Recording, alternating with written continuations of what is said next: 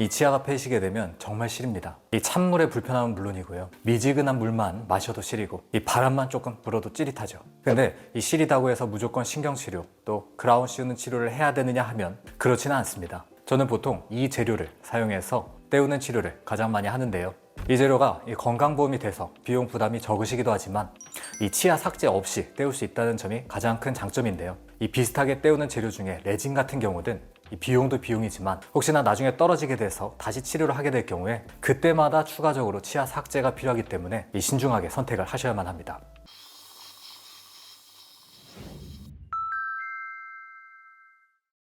안녕하세요. 16년차 치과의사 장현주입니다.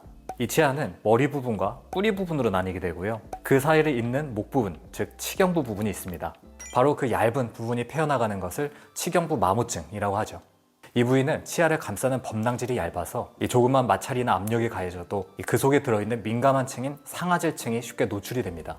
그래서 처음에 살짝만 시리기만 하다가 시간이 지나면서 점점 더 깊어지고 잇몸이 내려가면서 계속 방치하게 되면 신경까지 노출이 되고 심하면 치아가 부러지거나 흔들려서 결국 발치까지 가게 되죠. 이 1단계에서는 겉으로는 잘 안 보입니다.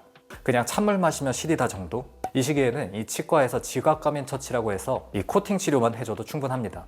이 2단계가 되면 이 손톱으로 걸리는 홈이 느껴지게 되고요, 이 음식물이 끼거나 시림이 잦아집니다. 이때는 충전 치료, 즉 이 패인 부위를 이 재료로 메꿔줘야만 하죠.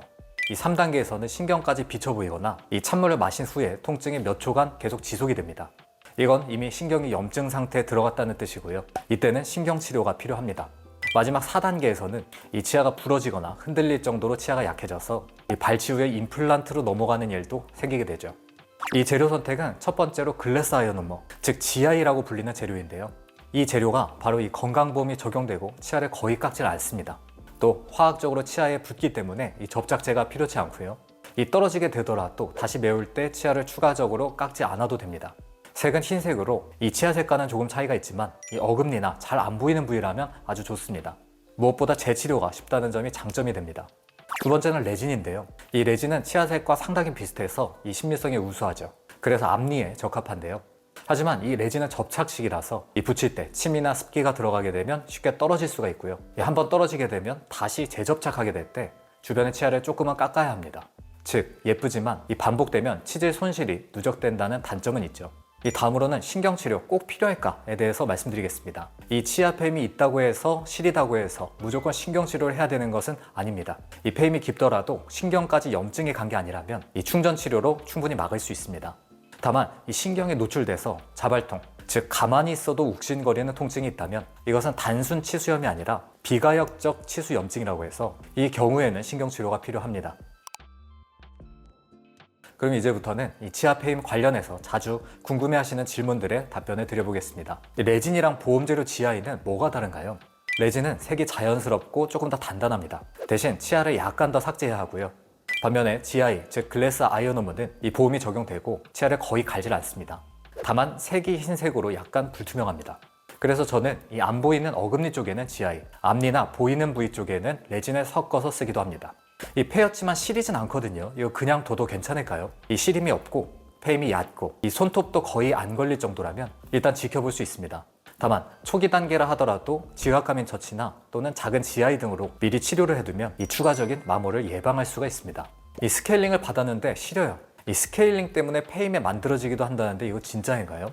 이 스케일링이 치아 패임을 만들지는 못합니다. 이 스케일링은 이 초음파로 잇몸 부위의 치석을 제거하는 것이기 때문에 그동안 치석이 덮어주고 있던 부위가 치석 제거를 통해서 갑자기 노출이 되면 시릴 수가 있습니다. 보통 며칠에서 한두 주 정도 관찰해주게 되면 괜찮아지는 경우가 많고요, 이 시림이 계속된다면 지각감인 처치, 코팅 치료 등으로 보호가 필요할 수 있습니다. 저는 이 이갈이나 악무는 습관이 있는데 이게 혹시 치아 패임의 원인일까요? 맞습니다. 굉장히 중요한 원인 중 하나인데요, 이 이갈이나 이악물기 같은 경우는 이 치아에 비정상적인 측면 압력을 크게 줍니다. 그래서 잇몸에 가까운 이 치아 목, 치경부 부위가 미세하게 깨지게 되고 이게 치아 패임으로 번질 수 있습니다. 그래서 이럴 때는 단순히 충전만 하면 안 되는데요, 이 치경부 충전과 함께 나이트 가드, 즉 스플린트 보호장치 등을 병행해야지만이 다시 패이는 것을 막을 수가 있습니다. 이 칫솔질도 치아 패임의 원인이라고 하던데 이 전동 칫솔이나 워터픽 써도 되나요? 이거 더 패이는 건 아닌가요?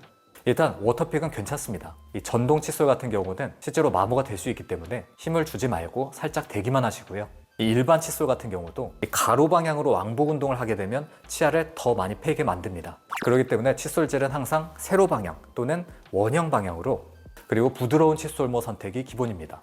이 구강 유산균이나 이 건강기능식품을 먹게 되면 잇몸이 다시 차오르나요? 그건 어렵습니다. 이 유산균이나 이 건강기능식품 등은 잇몸 건강을 돕는 보조제일 뿐, 이 치아 페임이나 내려간 잇몸을 다시 회복시켜주지는 못합니다.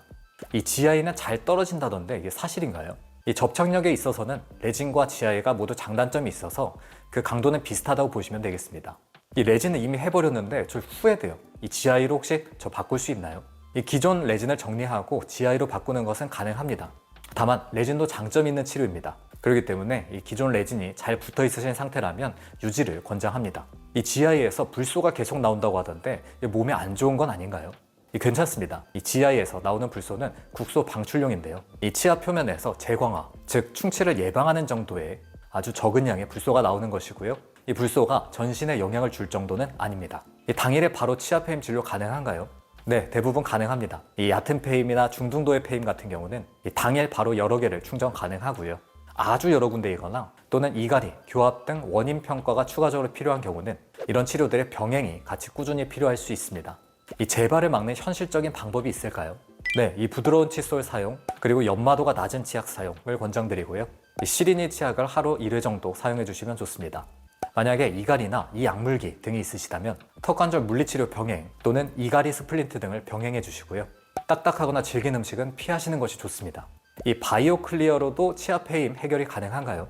네, 가능합니다. 이 바이오 클리어는 기존의 레진처럼 단순히 치아를 떼우는 것을 넘어서 이 치아 전체의 형태를 이 투명 매트릭스 필름으로 감싸서 복원을 하기 때문에 이 앞니 벌어짐, 또 치아 페임 등의 해결이 가능합니다.